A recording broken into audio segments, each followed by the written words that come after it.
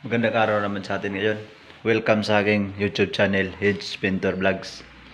Ngayon, papakita ko lang yung cabinet na pinipinturahan natin. So, yung loob nito, natapos na natin.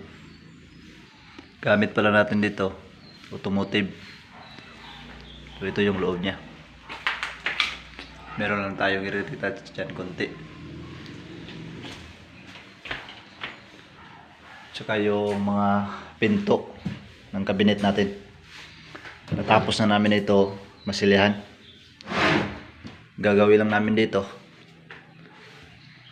Pag natapos na natin iliha, pa-primer natin. Gamit natin ito, spray finish ito kasi gusto ng may-ari, Doco finish.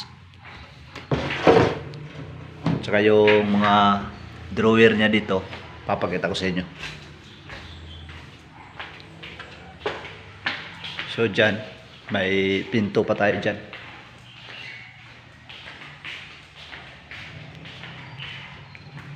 So ayan yung drawer ng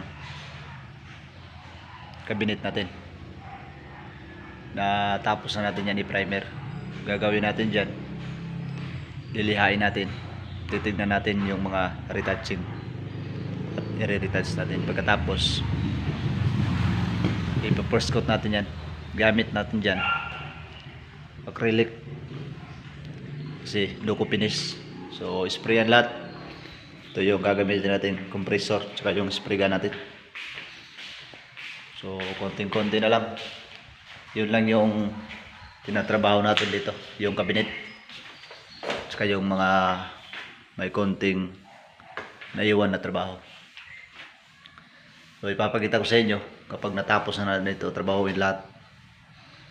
Sa ngayon, focus muna kami dito sa cabinet kasi ito na lang yung malaking natira na trabaho sa amin. So gamit natin dito itong masilya, spot putty. So ipa-primer natin ito ng lacquer primer surfacer para maganda yung kapit ng gagawin natin pang finish. Kasi yun yung proseso ng Doco finish. Importanteng sundin natin yung proseso kung ano yung pundasyon ng Doco para hindi tayo magpabalik-balik.